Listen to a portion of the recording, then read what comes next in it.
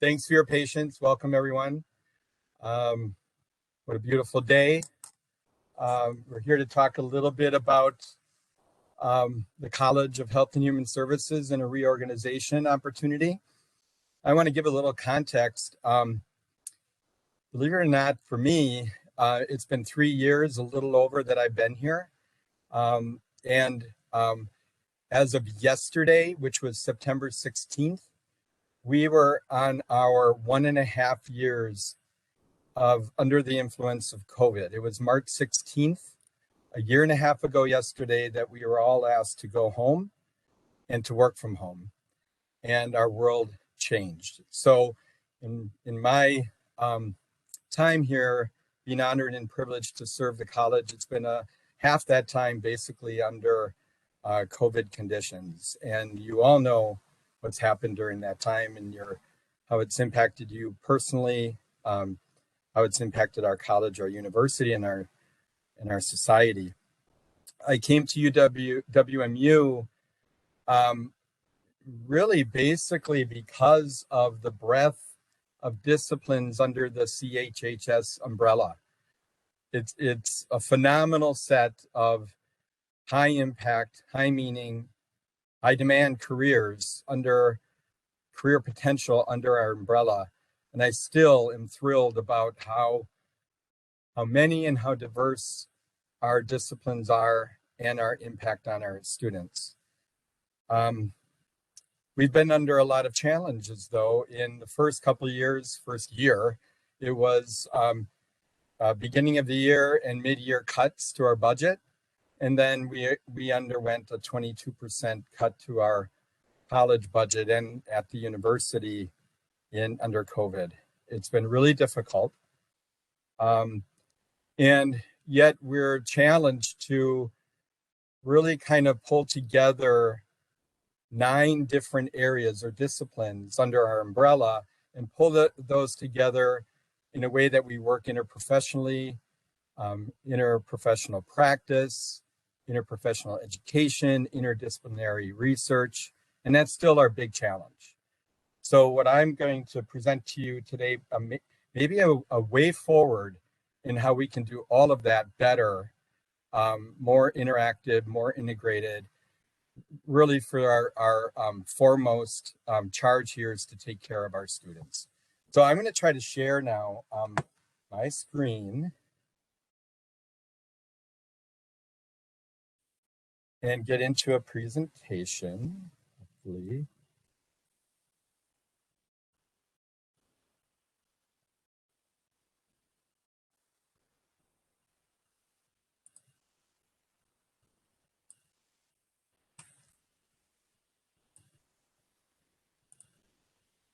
And hopefully everybody can see that. I can't see you now, so I don't know if you're shaking your heads or not, but for our meeting today, we will talk about primarily our organizational change possibilities, and then let's see. How do I change that? 1 second, please.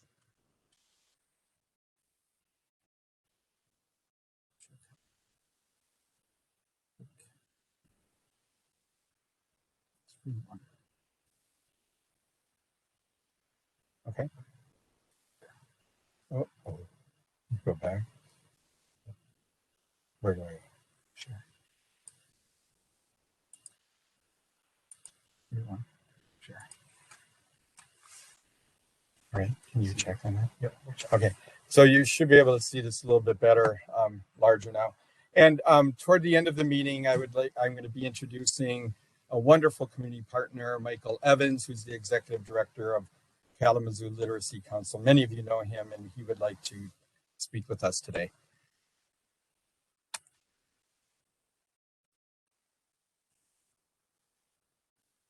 So here's what we look like right now. We have some cross-cutting areas, offices, research innovation, diversity, equity, inclusion, global education, interprofessional education, our IHS PhD, and then we have 9 areas of actually 8 other areas of our disciplines tied to either in a unit of a department or a school. And here's what I am proposing we look like differently in the future. Three divisions, if you will, or institutes: community and population health sciences, healthcare sciences, interprofessional health and rehabilitation sciences, with a core of the School of Interdisciplinary Health Programs and IHS, the PhD program, as our core cross-cutting interdisciplinary programs. There is some, if you look in each of the yellow sort of vertical boxes, you'll see that there's a mix of programs that pretty much align in these three areas. There will be some, decisions on where some of our faculty and programs lie. Pretty much they pretty much are obvious alignments, and that alignment in itself will help with how we move our programs forward in the future. We have other cross-cutting services like the Office of Student Services and Success, and then a number of areas of importance that are cross-cutting to our college, including diversity, equity, inclusion, research and innovation, interprofessional education, global education, recruitment and communications, and information technology. And I'll return back to this and describe a little bit more how I envision some better and more meaningful interrelationships of our programs. So that was the what. This is the what. So you may ask why. Well, in my opinion, and this is based in some evidence, and I'll get to that in a second, we need to be a student-first college. We need clear career pathways, supportive student experience, fewer barriers to success, and we need to all work. And we do a lot of this already, but I think we can advance and enhance the way we work collectively for our enrollment, retention, and success of our students. We need to capitalize on interprofessional programs, things like shared courses of common elements such as, and core courses such as methods, stats, policy, and ethics. We need clear curricular and career pathways, strategic integration of services, integrated administrative support. In these times, we cannot afford decentralization. We really can't. And it's been shown with our cuts of the fact that we can no longer operate the way we were before. Enhanced interdisciplinarity incentives for teaching, research, and service. Our divisions or institutes could provide natural tenure and promotion committee augmentation and an equitable distribution of resources. More wise, improve outcomes. We can do a better job, but we always can do a better job in improving our student retention. And I'll get to you some numbers in a second to show where we're at. We need to increase student graduation rates, increase undergraduate enrollment, improve student experience satisfaction. I don't think we've ever asked, are our students satisfied with the experience they get here? And I know many are. And enhance financial sustainability. So here's our reality. Here's our, what I call external pressures, for the lack of a better term, and our enrollment declines are pretty dramatic. Not only here in our college, but at Western Michigan University. The first left side of the chart that you see is headcount, and the right side is student credit hours. In the College of Health and Human Services this year compared to last fall, we have declined 20.2%. It's hard for me to even get out in our undergraduate headcount. In our graduate headcount, and that's more than double WMU. In graduate headcount, we have a decline of 2.4%, and that's less than 6.9% at WMU. So the total headcount, we are down a total of 14.2% across undergrad and grad programs, whereas WMU is at minus 8.3%. We're doing a little bit better when it comes to student credit hours because some of the students from the rest of the campus actually take some of our courses, and we could actually offer a few more. Under student student credit hours, undergraduate were down 9.8%, the university at 9.3% decline. In graduate student credit hours, we're actually up, whereas the university is down. We're up 1.5%. So for total student credit hours, we're down 6.6%, whereas the university is down 8.9%. When we look at our student body across our first years, sophomore, junior, and seniors, we're seeing most of our decline happen between our sophomore, junior, senior, and freshman or first year, sophomore areas. That is, we didn't lose in our recruitment. Where we lost was in our retention of our students, and that is attrition. So we need to do a different job, better job there, but there's a lot of things externally at driving this. Our college has a larger proportionate number of students who are Pell eligible. That is an indicator, a proxy indicator for student financial need. And so we believe that we disproportionately lost in enrollment because of financial need. And in fact, that bears out when we look at our numbers and the reasons why students have hold on their records and so on. And also with COVID, people aren't just coming back to college. Our healthcare careers are high in demand, but there may also be some apprehension due to the pandemic. That's being borne out in people leaving the field. We're still looking at data to see if it's the reason why students may not be entering the field.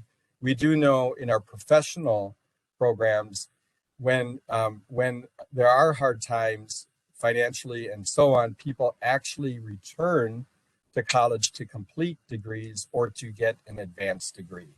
So that might be part of the reason why our graduate programs maintain despite declines in undergraduate enrollment. And we can go back to this if we need to. Switch.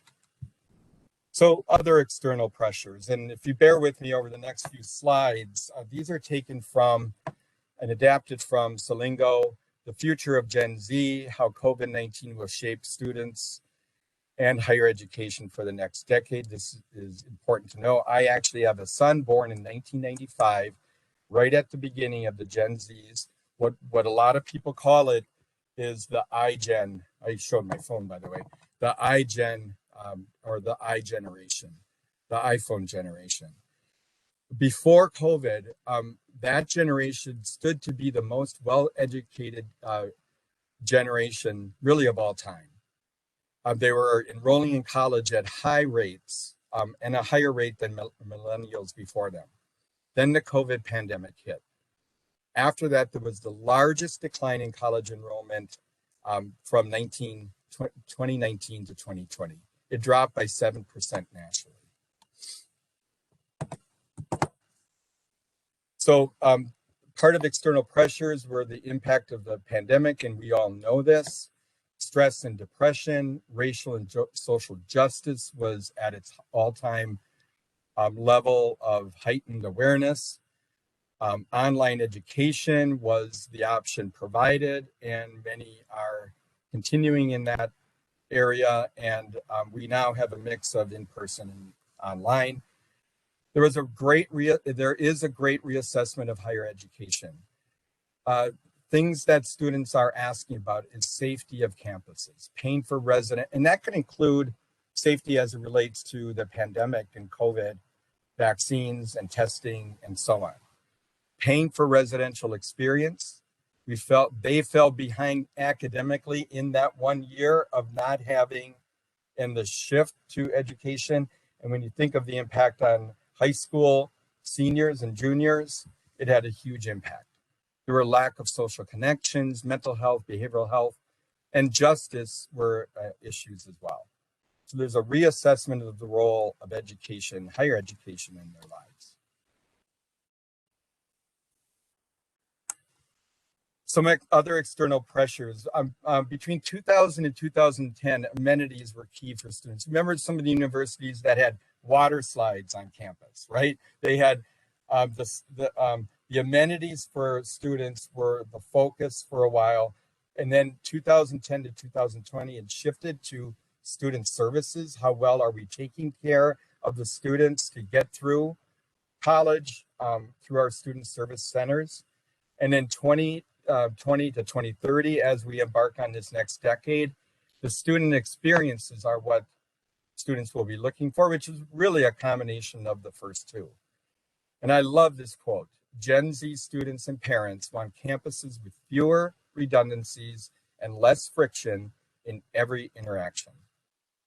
Some of the customer experiences things that students want: smaller institution, in person.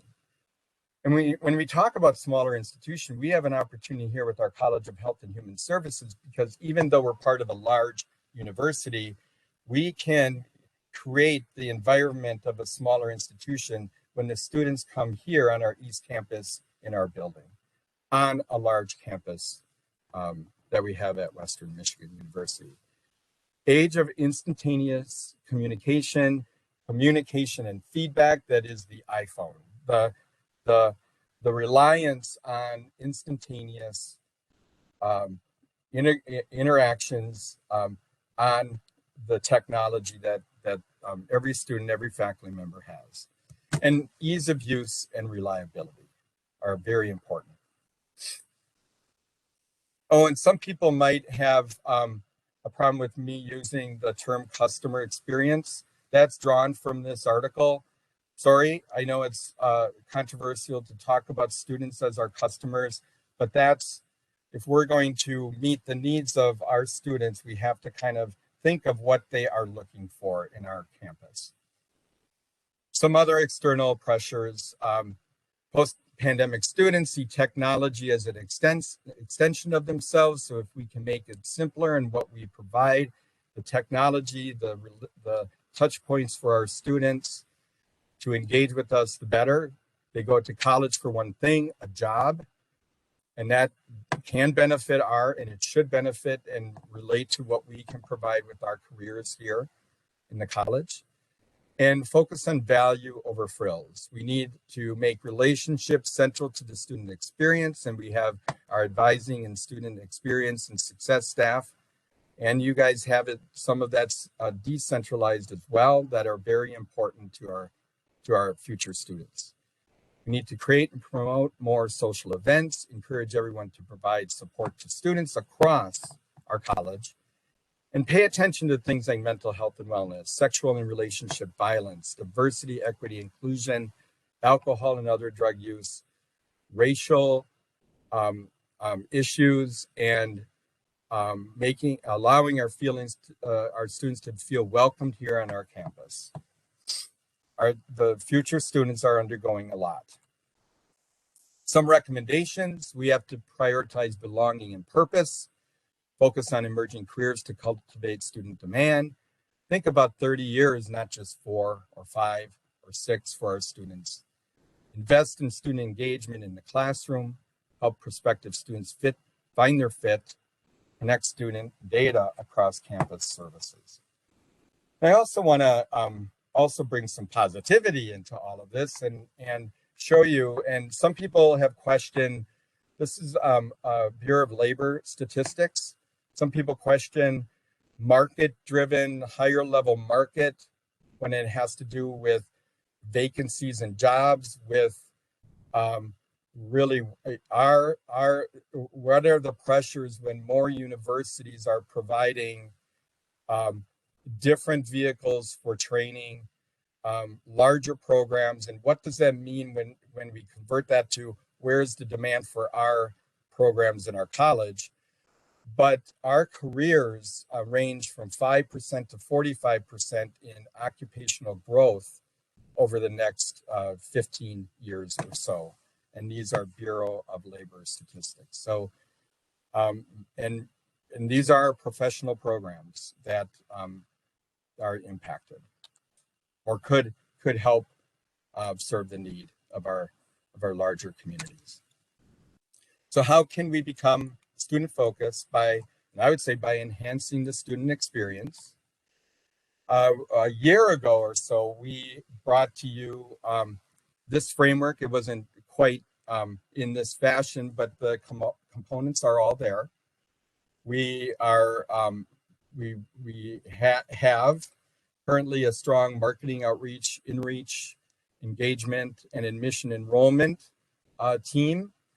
And we have central to all of that, once our students are here, we have strong academic advising, success coaching, learning resources, professional development, student wellness, and career center activities while the students, while you are teaching and the students are learning. And then we have activities that look at how best to engage students at graduation and beyond with continuing education and alumni relations. So that we brought to bear about a year and a half, right around when COVID hit. We've been working remotely, virtually since, and now this semester and even over the summer, we have now been more in person. So here's the way I believe we all fit together. This is the reorganization, the organization of our college, along with the services we can provide internally. And ironically enough, this looks like a cell phone. We can maybe create an app to have touch points literally for students to find out information on all that we have to offer in our college. But this is in just a graphic form where we would stand with the reorganization. So I'm just bringing back the graphic again, how conceptually this looks. There's a lot of operationalization that needs to happen to this. Actually, it's really interesting. I don't know if you remember, I brought something to you, not this laid out in this way back in June of 2020, a full year and a few months ago. And I said there would be more to come on this. At that time, I was asked to slow down. In fact, I have a question that I'll entertain later a little bit more fully. Why now? Why are we doing this when we are under such pressures of our resource pressures and our number of faculty and staff and our lower enrollments? And I would challenge us to think this is the best time to think how we can all work together. And what I've been thrilled about, even conceptually, when I've talked about this, we're already starting to forge better discussions and partnerships and think about how this all interrelates. Since that time, I just conceptually brought it up to some of our leaders and then generally to the college. So I'll return back to this. I just wanted to kind of show you a byproduct of a secondary impact or byproduct of reorganization. If you look on the left side of your screen, we have 9 different areas of our college separated. And this is for faculty and staff by the department and school. And over to the right, you have what it would look like in a reorganization. We have our faculty and staff by these institutes or divisions.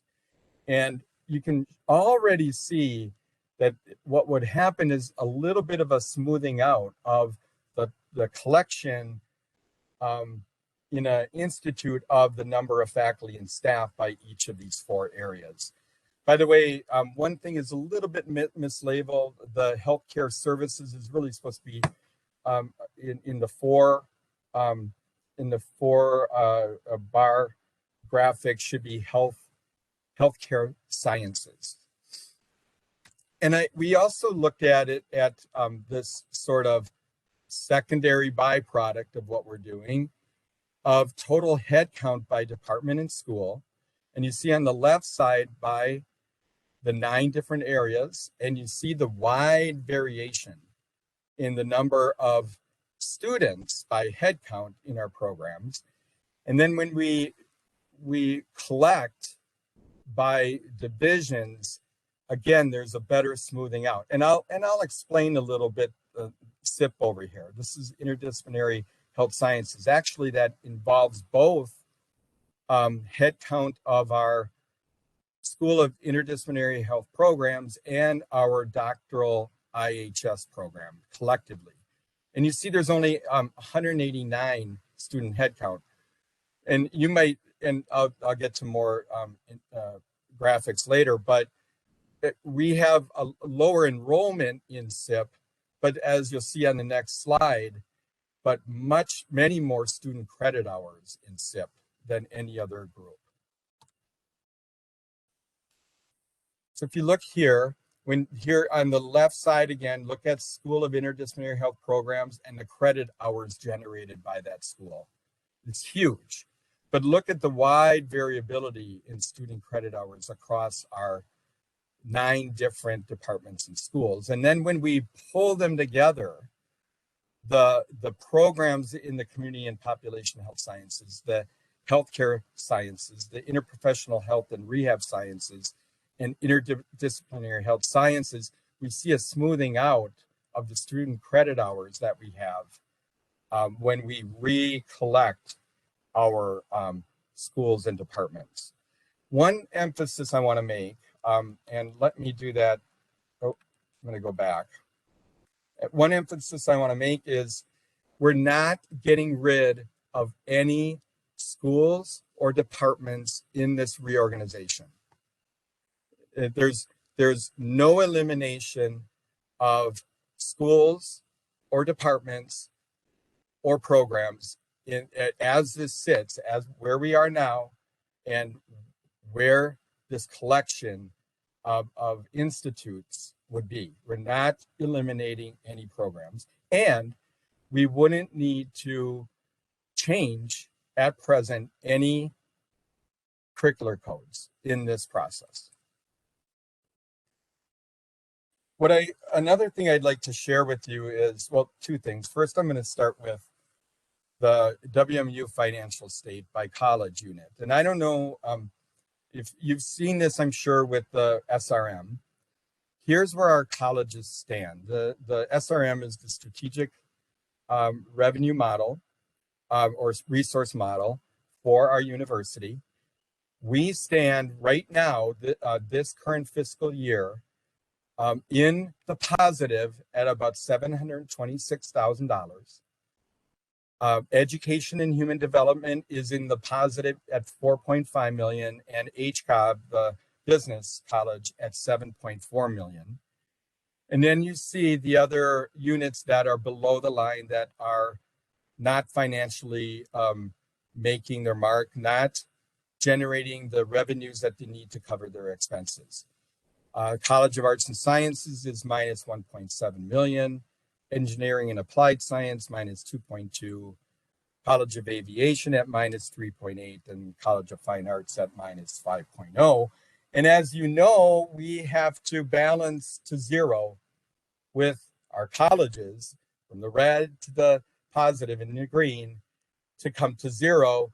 So right now, the colleges in the green are subventing or paying for the other colleges that are below the $0 mark to break even, to come to our $0 to a $0 balance for what we have available for our college units. So this is how we look in our college. These are the 9 units that I was talking about. And I don't have any dollars assigned to this because this is a work in progress. We're drilling down unit by unit in our college, and this is our best estimate of what we have to date. And I wanted to make that clear that we're not there yet, so I didn't want to give data that would not be as accurate as possible, broken down by the college. The university has not given us our data to drill it down exactly to our college. We're imputing this from some of the numbers that we have available to us. But I just want this to show, just like in the university,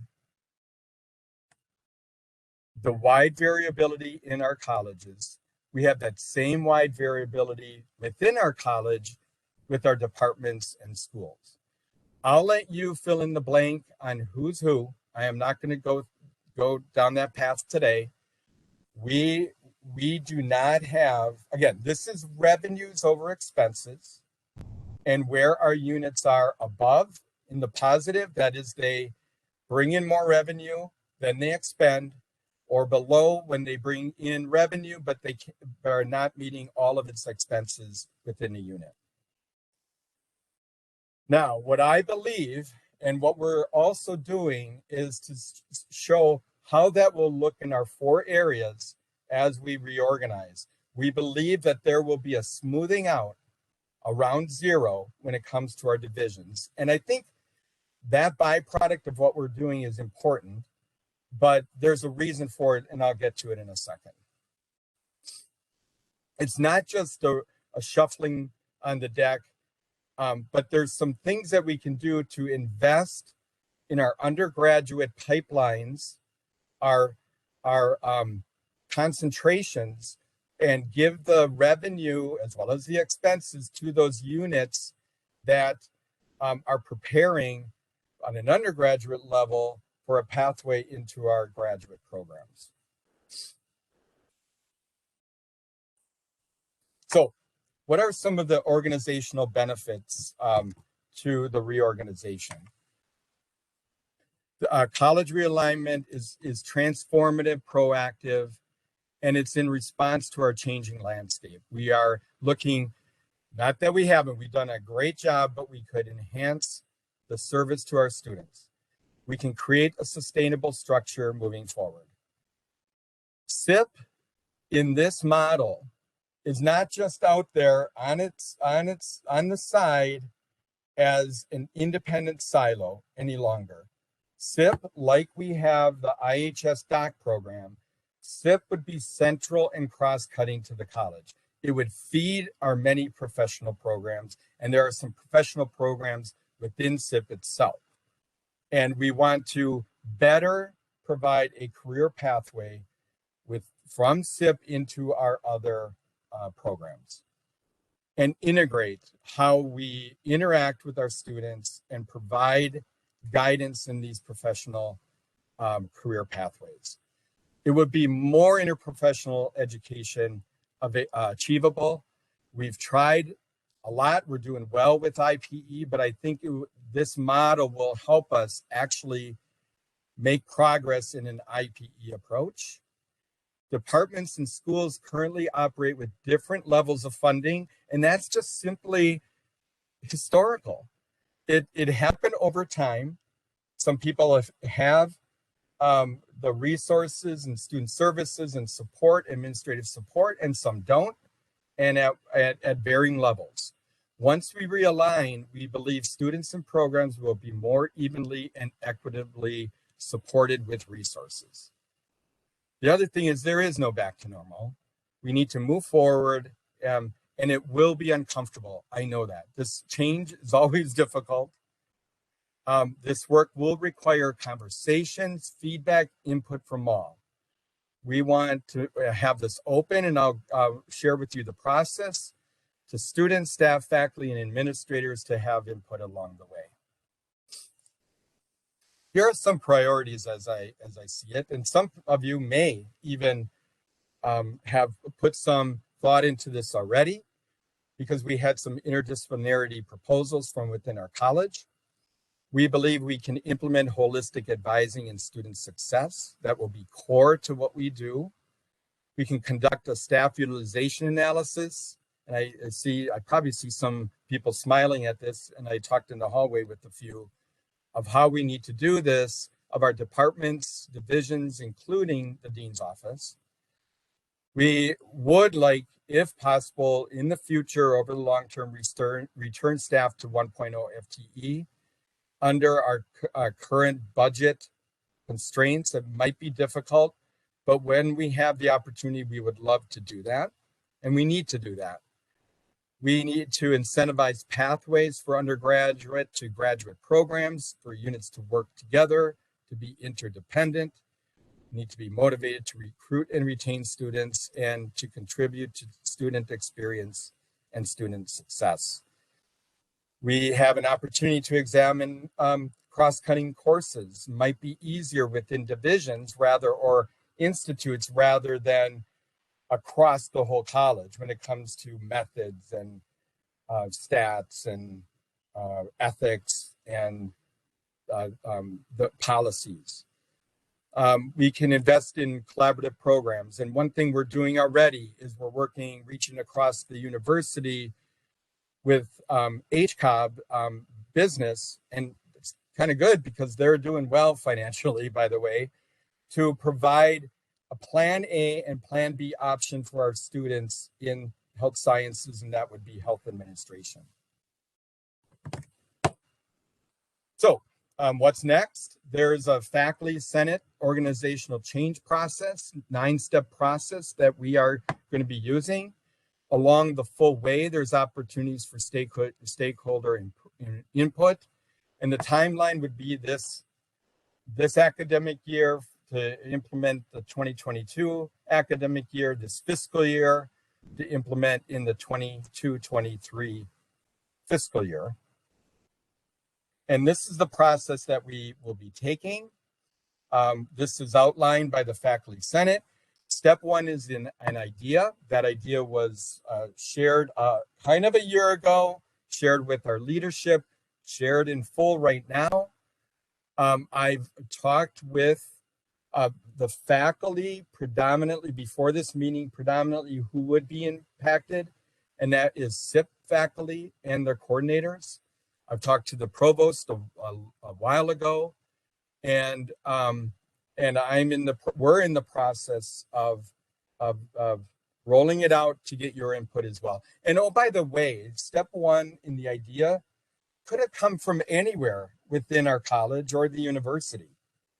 And it just happened to come from me because I'm trying to lead by trying to figure out what we can do better for our students and to make sure that we are a sustainable college into the future at WMU.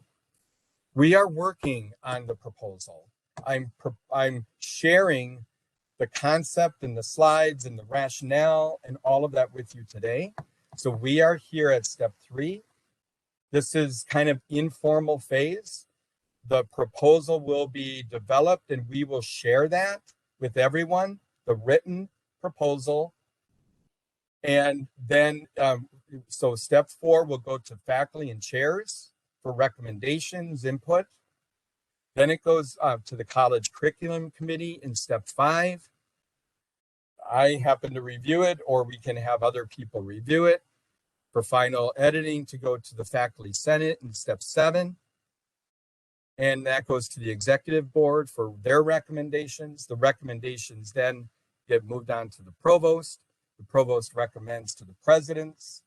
The president and the President's Council of State University and Board of Trustees and Board of Trustees would approve at the campus level. Again, the time frame would be June to August of 2022. So here's an opportunity for questions. I do want to say that that I could take questions now, but there will be opportunities, and please pay attention if emails come out. We would love input, recommendations. There would be many opportunities for this. We hope to get this on the college curriculum committee in early October, so that it can move forward at the university level, and the university, this takes a little time. So this is in concept. What, again, I'm going to emphasize, we're already doing some things that can conceptually fit within this framework. And I'm really excited about the opportunities of how it can kind of bring us together. So what I can do one of two things. I can keep this graphic on the screen, and so that people have a touch point. And oh, by the way, what I failed to do is talk a little bit about Unified Clinics and the Center for Disability Services cross-cutting as an opportunity for engagement in our community. And I failed to mention that, and I want to emphasize the importance of both UC and CDS. So what I'm going to do actually is keep this up. Michael Evans, our guest speaker and community partner, will be addressing us at about 9:30. And then with questions for Michael after that. And the overall meeting goes until 10. We're at about 9:17 right now.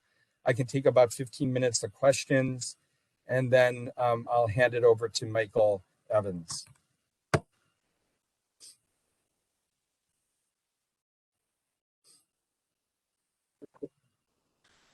So, Dean Sisler, we had a couple of questions in the chat about how costs and expenses are going to be handled. Are they going to be handled at the unit level, or will they be handled at the the division level? So, Joel, thank you. That was Joel Kraus, by the way, if you don't see him. So I don't know, can people see my the arrow when I hover over the slide? Can you see that? I see someone shaking their hand. So, you know, I think we have an opportunity here to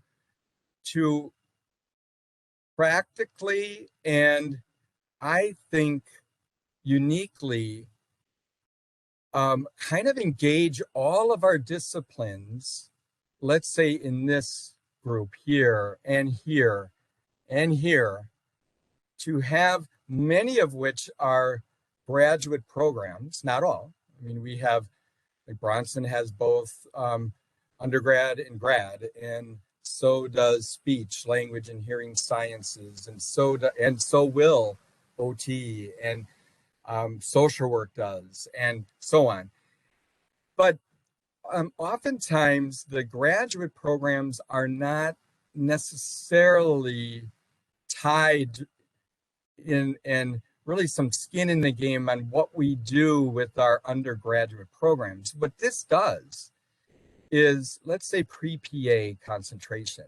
If we allow the pre-PA, not allow, but rethink this, that the pre-PA concentration students who are undergrad, who may or may not end up in WMU's PA program, but we do it right where we provide that needed career pathway into PA, no matter where they go. PA is going to have, not that they haven't already, Dave, you've already worked with that concentration, but if we allow the revenues of pre-PA not to stay necessarily here in SIP, but the revenues to follow where they are kind of going, and the expenses, by the way, there might be more integration and look at how these interact. The same thing with OT and PT and parts of BLVS and so on. So that we have an opportunity for revenues and expenses to follow along with potential career pathways for our students. Many of those programs come from our healthcare services and sciences, currently under SIP and continuing under SIP. And I want to emphasize that gerontology, holistic healthcare services and sciences, and our new health administration would stay within SIP, but the dollars and the expenses, when we calculate how equitably these are being funded and expensed, it could be a new way for our leaders, administrators, and faculty and staff to more fully, really care about what happens in SIP and healthcare services with our undergraduate students. So by its very nature, people will be much more interested and involved in what happens as we feed our careers in this fashion. Our Office of Student Services and Success, in a way, could be right here as a core of working, like this and like this and like this when it comes to pathways for our students. The other thing too is sometimes students change pathways. So it's good to still understand where each and every student is, and then hopefully guide for alternatives to that plan A pathway, and change up a little bit for other opportunities within our college.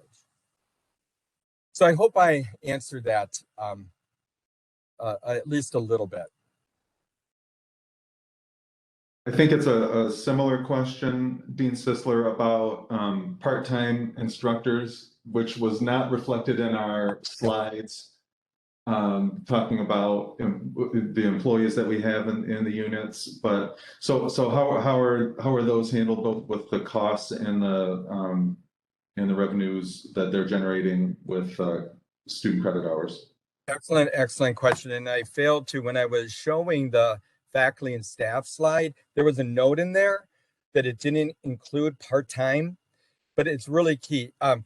Those bars will change dramatically because Sept, for example, and others, I think social work and nursing, they rely a lot on pretty heavy part-time instructors to not reflected in the faculty. That those numbers were our continuing faculty, our traditional and our faculty specialist lines, and our term faculty, but they did not include part-time faculty.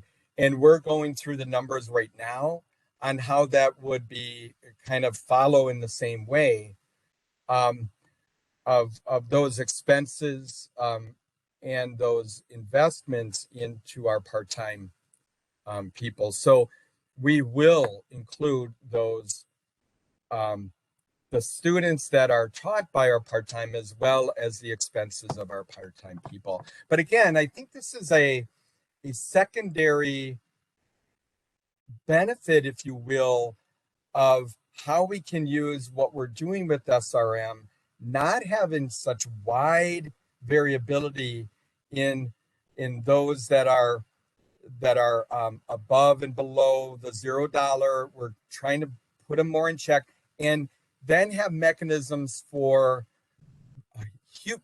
more interest in what happens at our undergraduate level.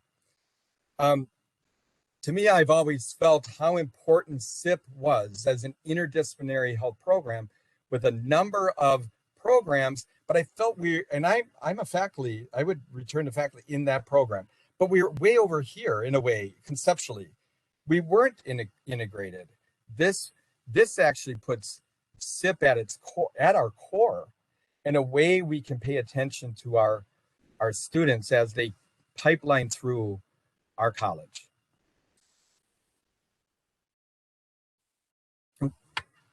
So sorry about that.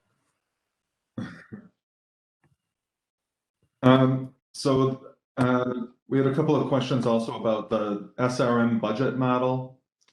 It's another level of complexity, but how is that going to be implemented? I don't know. Implemented is not the right word.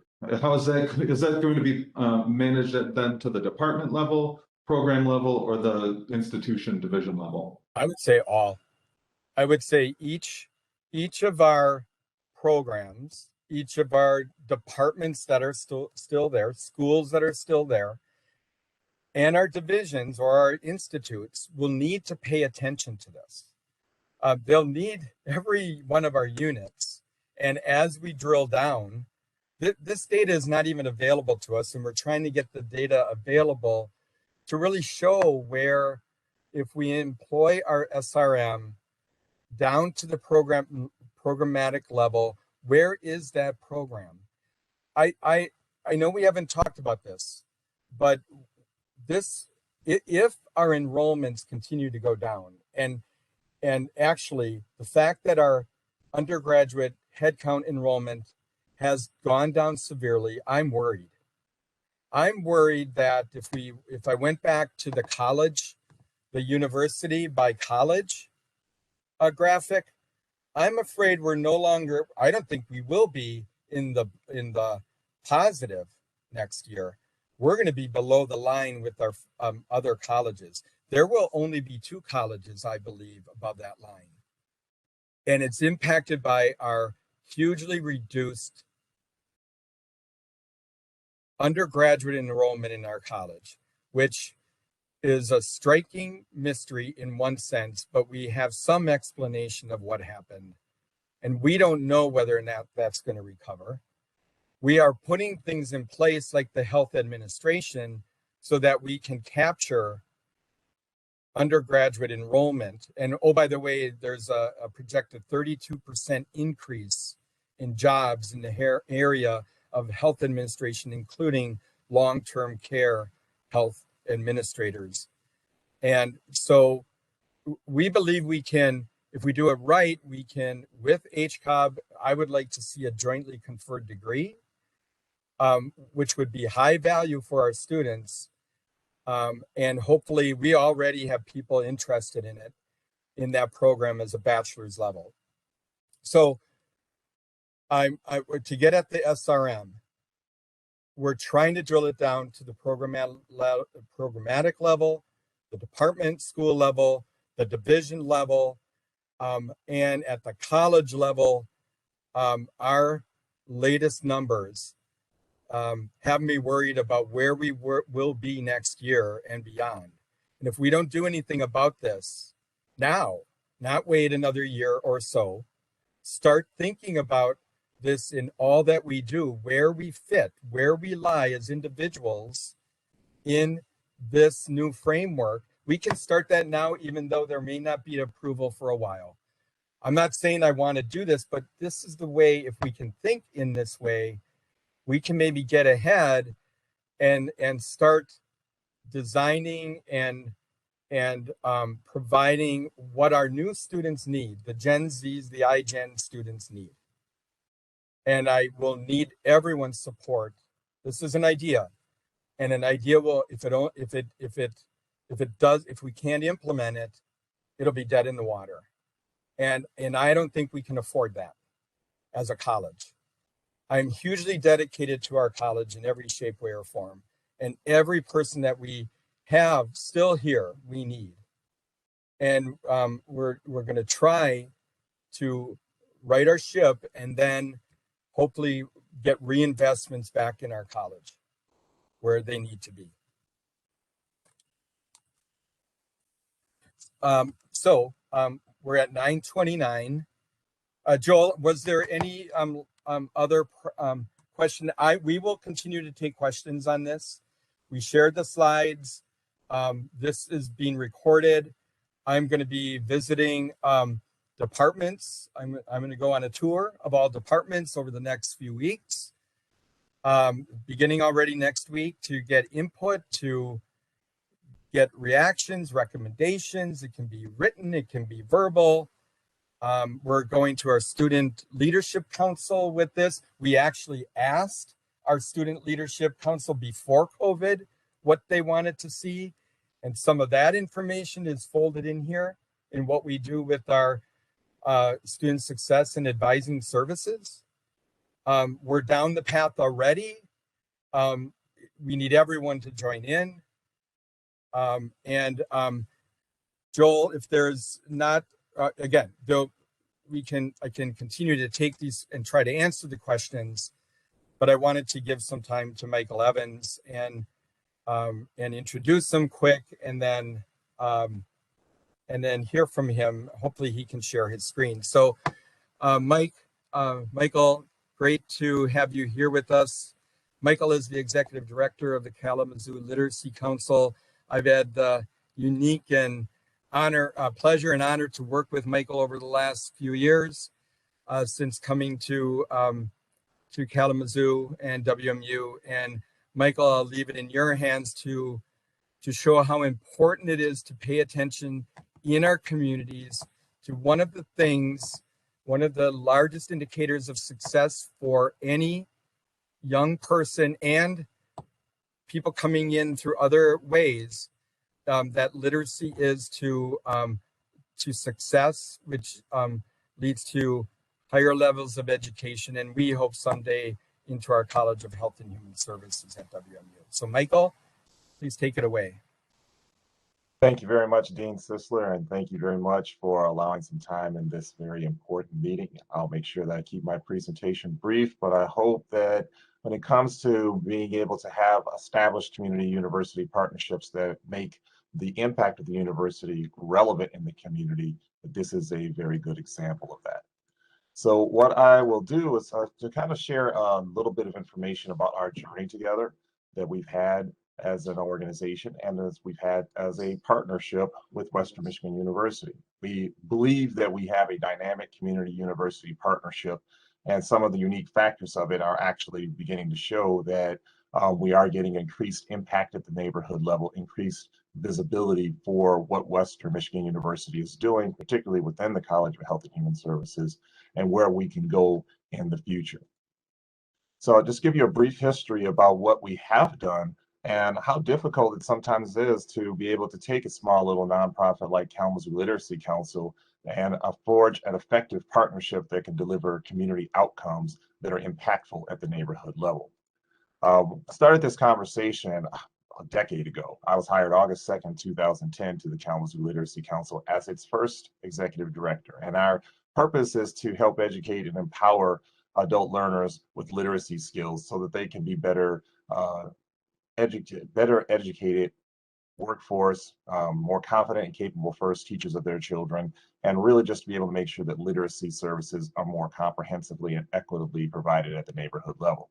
Went to Western Michigan University because that is where the capacity to be able to more effectively and comprehensively address this at the neighborhood level, at least that was my initial thoughts, and I continue to believe that. The pursuit of Western, however, is a very challenging one. It was a very long way of being able to find a way to say that we were working with Western as opposed to smaller parts of Western. And we ended up having to create a formal mechanism for doing that.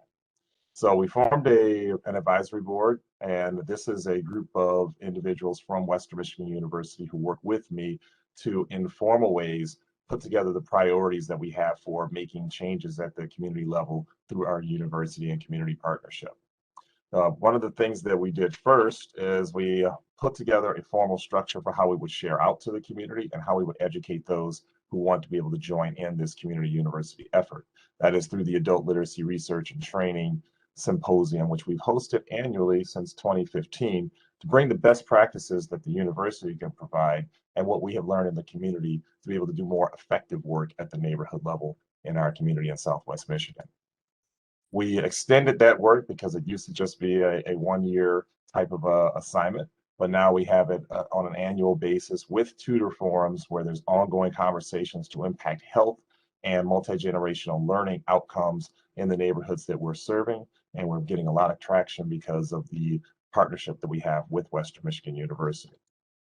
And finally, we wanted to be able to join into those forums and into those projects that were taking place at the neighborhood level. We wanted to add some faculty scholarship into this. So we created the WMU Community Literacy Fellowship, which we just started this past year. And we formally have a memorandum of understanding with the university, which was a pretty significant achievement signed by President Montgomery and Kara Wood from the Office of Community Partnerships. So we have 5 years ahead of us that we're going to work together to be able to deliver outcomes at the community level through this community partnership. Our advisory board, when we first started this, and I can't tell you how difficult it was to really establish a true connection, but after going through several different avenues serving on advisory boards, of which I still do. I serve on the Literacy Studies Advisory Board, the Advisory Board for Osher Lifelong Learning Institute. I'm a part of Lewis Walker Institute, make several classroom presentations. I mean, the pursuit of trying to make sure we have an effective presence with Western has been incredibly challenging over the years, so much so that I had so many parking tickets that I had to ask for help from former Provost Tim Green. It was Tim Green who actually connected me to Lisa Garcia, and she became the point person that was able to bring all of Western's interests to one table to work with the community interest that we had in literacy and early language development. Current advisory board members are across many departments and disciplines. We are very, very fortunate to be able to have these individuals who have been working with us. We always include college intern representatives to make sure that we have the student voice as involved in our work. And we've been able to really be able to have fertile conversations that have delivered some incredible projects that you'll be hearing about. Incidentally, anytime the Literacy Council encounters an interested party or individual or faculty member within WMU, they're invited to this advisory board to have agreements, present proposals, and to be able to get a much more clear way of being able to put their projects and ideas into action. The Adult Literacy Research and Training Symposium was one of those ideas that were split into action.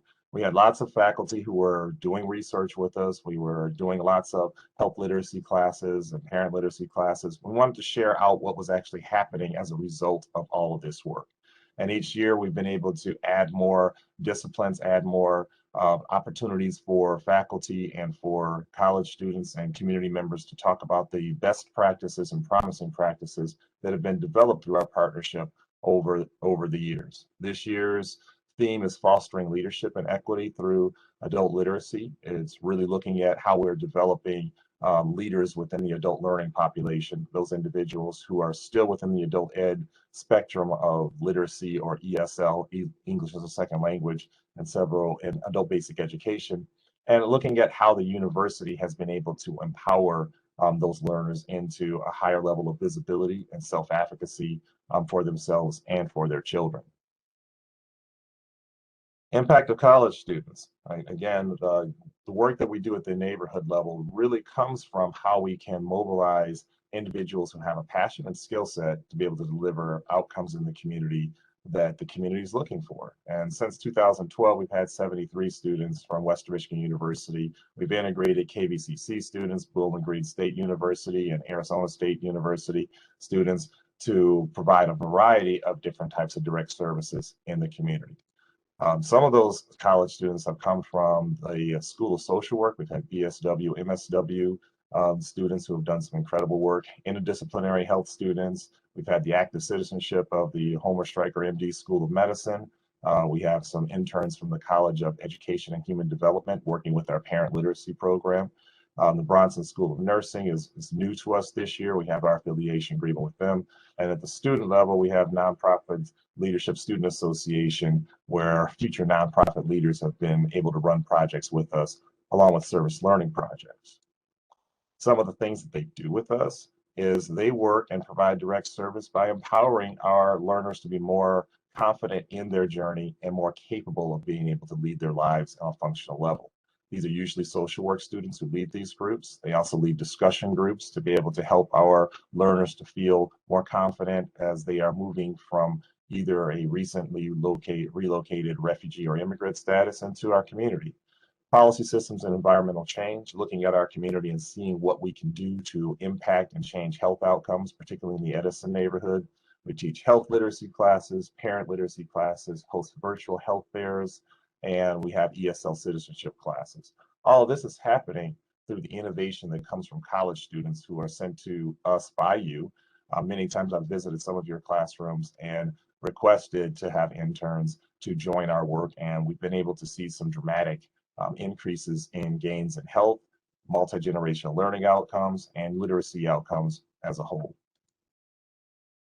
We wanted to add to those interns a fellowship position where faculty from Western Michigan University or graduate students from across multiple disciplines can join the work that we have with our college interns. And one of the things that we needed is a mechanism to be able to fund it. We've been successful each year that we've had this in securing funds to provide either a course buyout or a stipend for those faculty members who would like to be able to participate at the neighborhood level. This is done with the approval of the appropriate dean or department chair to allow for that faculty member to be supported through our fellowship program to do work at the neighborhood level. Some of the types of activities that these fellows do, they develop best practices in instruction and learning supports. They work on relevant research. We're currently working on multi-generational learning in the Edison neighborhood. They develop curricular materials and programs for our health literacy, ESL, digital literacy. They demonstrate some of the better practices of how they teach so that we can teach better in the community.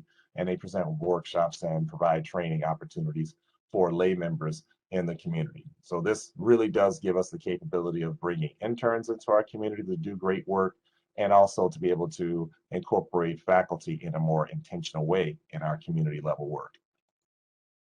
Some of the research projects that we have that are ongoing, Elizabeth Isidro and Laura Teicher over at the Literacy Studies, they're working on a research project right now looking at digital literacy and family literacy to see if there are ways to be able to teach adult learners to be more safe when it comes to safe and informed when it comes to managing digital literacy and learning within their homes.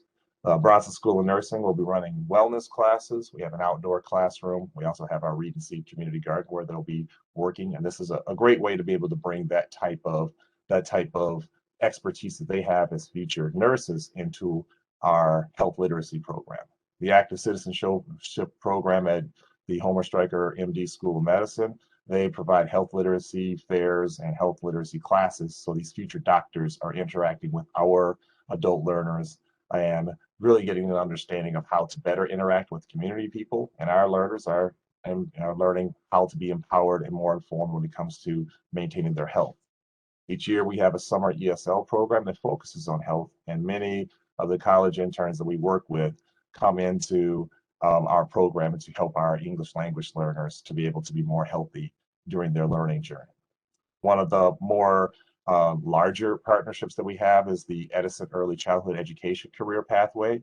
So many of the College of Education and Human Development interns have an opportunity to participate in that pathway to help develop people who would like to be able to become early learning professionals, give them a pathway to that type of employment at the neighborhood level, and to increase the amount of childcare opportunities that are available in the Edison neighborhood. We did recently receive notice that we have received a $300,000 grant from the Early Childhood Investment Corporation, largely due to the partnership we have with Western, to be able to develop more intentionally what this pathway looks like in the Edison neighborhood. And we'll be looking for a lot more help from Western Michigan University to be able to make that project fully develop. We have our parent literacy program that works on multi-generational learning approaches. And what that does is help to develop literacy and language development within families, with the parent being a more confident and capable first teacher of their child. And finally, we have a new project that is going back into the Edison neighborhood. Edison Education is on. If you look at the acronym, we will be bringing all of the capabilities we have through our Western Michigan University partnership into the neighborhood to work on health, to work on parent literacy and multi-generational learning, and to really be able to make a statistical change when it comes to academic achievement for adults and their families within the Edison neighborhood. We're very excited about these types of opportunities, but we're also very aware that in order to be able to work in an effective manner with a university, that you have to have the structures in place and a long-term commitment to be able to deliver these types of outcomes. So we're looking forward to being able to work with more of the students that you have. If you are, as faculty members, interested in joining into this type of work, there are lots of ways to be able to get involved. Our memorandum of understanding what we have with Western Michigan University goes for at least the next 5 years. We expect it to go even longer, and we expect that we will have deeper impacts through our collective work, bringing it into the Edison community and beyond. So I wanted to go quickly. I know it was fast, but I just wanted to make sure that we had an opportunity to give this overview, and hopefully this was beneficial to you, or at least piqued your interest to be able to demonstrate what a dynamic community university partnership with Western looks like when it's connected to an organization like Kalamazoo Literacy Council. And with that, I'll answer any questions that you have, and I feel like I was saying a lot in a very short amount of time.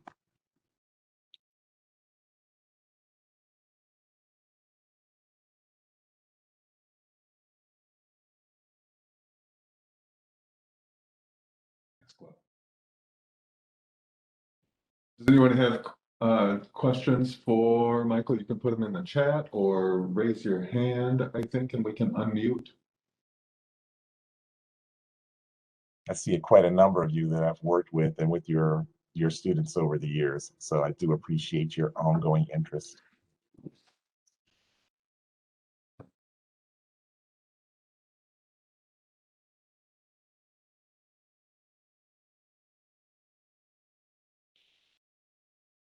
Particularly glad to see Mark Varney. Good to see you, Mark. Michael, there's a number of comments in the chat. I don't know if you can see that, which is amazing along the way and the amazing work.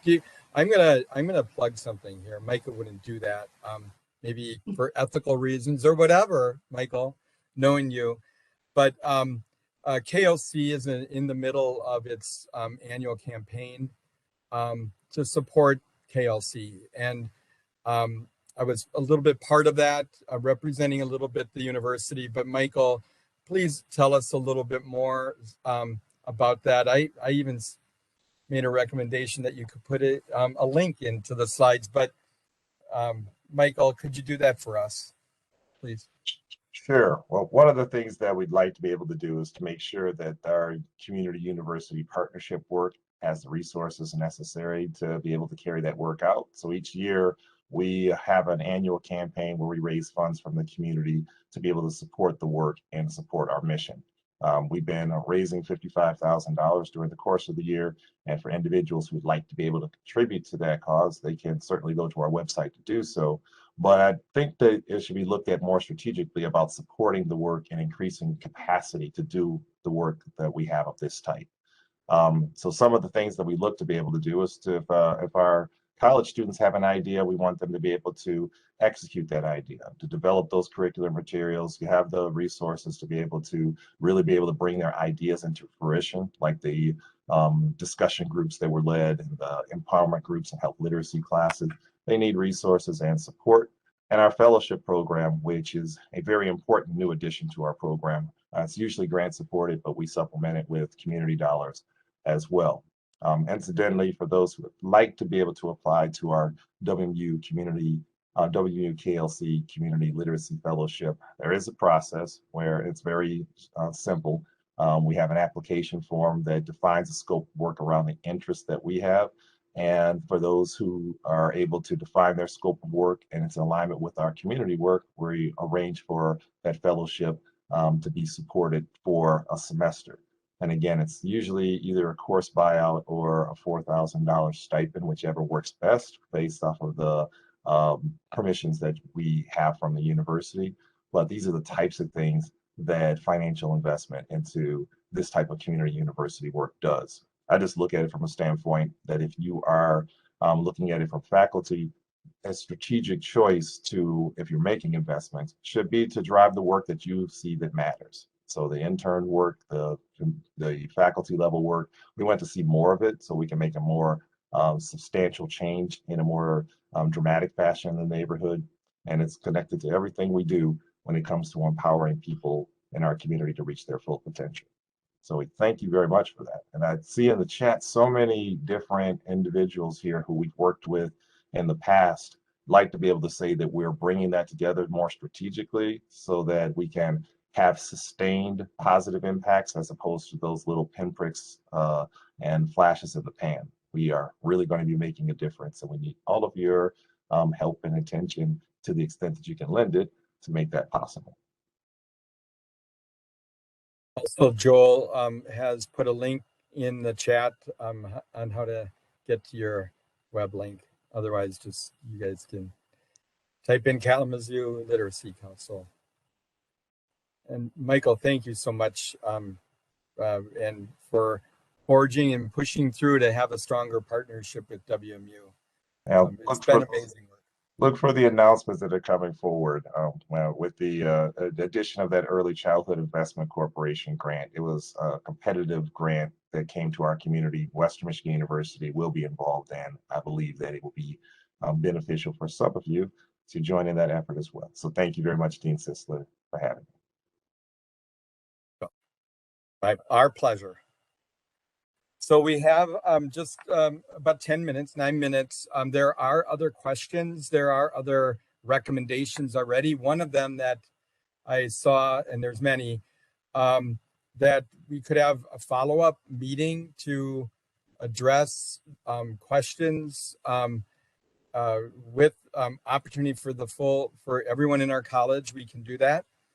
Try to find a time that works for everyone. We will definitely also announce different opportunities for discussions. We would like to hear, remember when we did the interdisciplinarity process, a couple of our interdisciplinary proposals are taking shape, including working with business for a really interdisciplinary program in health administration. And there's other proposals that were more internal to our college that I think will take shape as we get input and discussions. And I consider this a process, a learning process, and it's got to be organic. It must come from everyone again, and we will take all recommendations and inputs. We have a few more minutes. Are there some questions that are really pressing of people to take advantage of our time?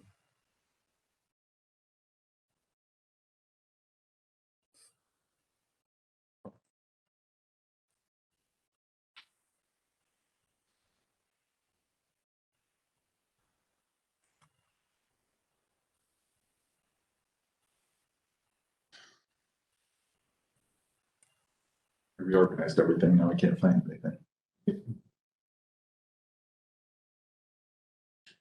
Someone asked about promotion and tenure. Yeah. Promotion and tenure will, I'm not sure what aspects of it need to be addressed, but those people, we will follow whatever unit, whether it's a school, a department, or a department-like body, will have the faculty within that unit, and that unit would have a DPS, and that unit would follow the promotion and tenure in that unit. So it's where faculty will find their his or her home, and we will follow promotion and tenure like we always have. The alignment really is about distributing our resources when it comes to not just faculty, but also our staff, and to do that equitably where they're needed. We don't see a lot of shifts in where that happens, but that will come organically. Recommendations. I know there was an interdisciplinary proposal on recommending that we look at staff utilization across our college, including all departments, all units, divisions, and the dean's office. So those discussions can happen. We have this year to work on this. I recommend that we do that actively. It can be in ideas, and I know time is really difficult, as we all know, to spend more time, but I think we can work on it organically as well. And Mark, you have your hand raised, so you probably need to be unmuted. Mark?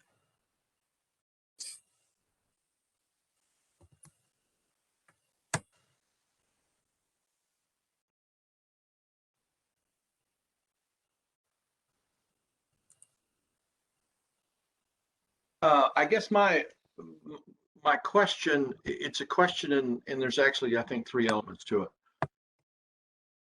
One of those is, Ron, I heard you talk about basically 2 different concepts. One of those is a realignment as a mechanism for altering how funds are being distributed throughout the college. From the graphs, it's clear that the programs that have been in Sept have been those that have subsidized a lot of other programs. I don't see that changes. It just moves things around a little bit. I'm failing to see how there's any cost savings in that or expense reduction.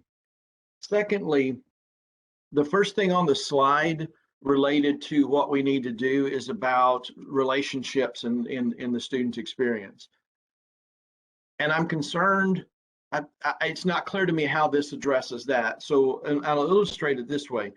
At our drive-by commencement picture taking thing this spring, I had a chance to chat with one of our HSS students who is now in the PA program. And I asked her, it was somebody who actually worked in our office. I asked her if there were not a lot of people there, was not a lot of staff and faculty there. I asked her if that was troubling to her, and her comment was, not really, because I don't know any of my faculty. Every single class that she had in the HSS program, with one exception, was taught by part-time instructors. So when that line about this relationship seems to me like a sense of community, and I'm struggling to see how continuing to offer programs that are taught primarily by part-time instructors helps build that sense of community. And I will mute myself. Sure. So I would say that it kind of reinforces what I was saying earlier. SIP has been sort of over here, not cultivated. And yet it's a very important part of our college. And if you look at just purely financially, you'll see why. But also the fact that there have not been investments because of incremental cuts over time to SIP. So when someone retired, we had to let some people go. Some units had accreditation requirements, so we couldn't go there. But I think this puts SIP front and center, and it'll make us all care about the health, the vitality, and the impact of SIP in our college. It'll be front and center instead of over here. I have a vision where people will really care about what happens in SIP and cultivate it for the health and welfare of our college, as in a larger scale. And again, I think we've operated in silos separately, and this should require all of us to pay attention to the sort of organic and dynamic aspects of our college collectively.